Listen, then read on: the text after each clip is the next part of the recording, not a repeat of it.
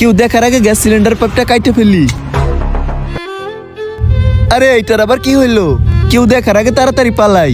Manager সাহেব, মনে হইতেছে আবারও গ্যাস শেষ হয়ে গেছে। এইভাবে কেমনে শেষ হইলো? কালই তো নতুনটা বইরে আনলাম। ম্যানেজার সাহেব, ওই জায়গায় রুটি আর তরকারির চুলাও বন্ধ হয়ে গেছে। এখনই যাইয়ে দেখতেছি।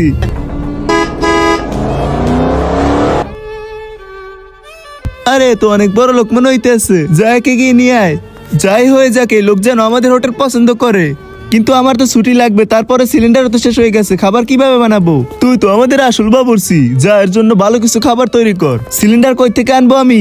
আরে কালকে তো নতুন লাগাইছিলাম, গিয়ে দেখো তো ময়লা আটকে গেছে। ওয়েলকাম স্যার, আসুন আমার সাথে। দূর চালা, চিন্তা করছিলাম এই সিলিন্ডারের বাহানা ছুটি পেয়ে যাব, কিন্তু এই গাড়িওয়ালা আমার সব প্ল্যান বরবাদ করে দিয়েছে।